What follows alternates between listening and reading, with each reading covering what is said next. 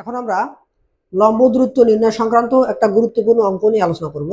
যদি মূল বিন্দু থেকে x sec theta minus y cosec theta সমান কে এবং x cos theta minus y sine theta সমান কে কস টু থিটা রেখা দুটির লম্ব দূরত্ব যথাক্রমে পি পি প্রাইম হয়, তবে প্রমাণ করো যে 4p square plus P prime square সমান কে স্কয়ার। প্রদত্ত রেখাদ্বয় সমীকরণ। প্রদত্ত রেখাদ্বয়ের সমীকরণ। আমাদের একটা রেখা দেওয়া আছে, সেটা x sec theta minus y cosec theta সমান কে, বা এটাকে লেখা যায় এক্স বাই কস থিটা, কারণ সেক থিটা সমান 1 by cos theta. X by cos theta minus cosec theta সমান 1 বাই সাইন থিটা, তাহলে এটা ওয়াই বাই সাইন থিটা সমান কে, বা sine theta into cos theta লসাগু করি, তাহলে আমাদের এখানে থাকবে x sine theta minus y cos theta সমান কে, বা x sine theta minus y cos theta, এটা পার করে দেয়, কোনাকুনি গুণ দিয়ে পার করে দেয়, কে সাইন থিটা কস থিটা। এটা দিলাম সমীকরণ 1। আর পরবর্তী যেটা দেওয়া আছে আর একটা x cos theta minus y sine theta, ওটাকে পার করে নিয়ে আসি এই পাশে, মাইনাস কে কস টু থিটা, এবং এটা এখানে 0 দিতে হবে কারণ সবগুলোকে এক পাশে পার করে আনছি, সমান 0। এটা সমীকরণ 2। এখন মূল বিন্দু থেকে আমরা প্রথমে 1 নম্বর রেখার লম্ব দূরত্ব বের করব, এরপরে 2 নম্বর রেখার লম্ব দূরত্ব বের করব। এটা সমীকরণ 1। এখন মূল বিন্দু থেকে 0,0 হতে 1 নম্বর রেখার লম্ব দূরত্ব, আমরা লম্ব দূরত্ব নির্ণয়ের সূত্র জানি। তো এখানে বলছে যে 1 নম্বর রেখা লম্ব দূরত্ব পি, তাহলে পি সমান আমরা বলবো যে পি সমান আমরা মডুলাস দিব, প্রথম রেখাটা দুই পাশে মডুলাস দিব এবং এক্স এর জায়গায় 0 ওয়াই এর জায়গায় 0 বসাবো। তাহলে এখানে 0 বসাই, 0 ডট সাইন থিটা মাইনাস এখানে 0 সঙ্গে ওয়াই কস থিটা গুণ হবে, minus K sine theta cos theta. এটা 1 নম্বর রেখা।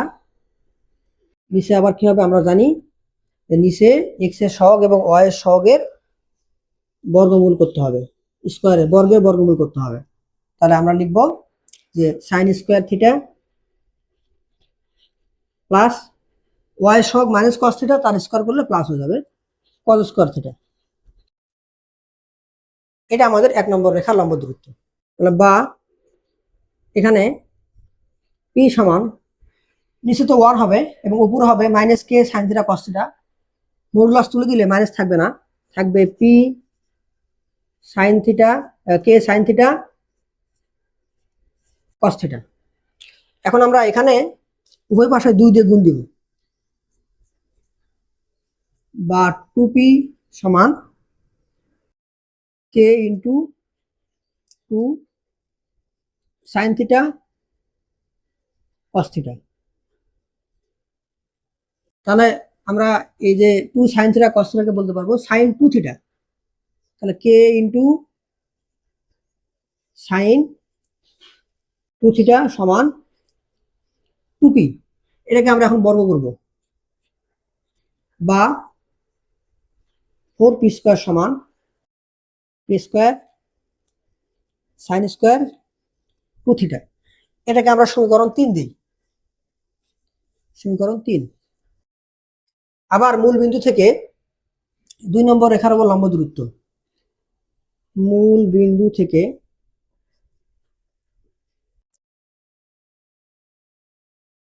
2 নম্বর, আমাদের এই যে 2 নম্বর রেখা, 2 নম্বর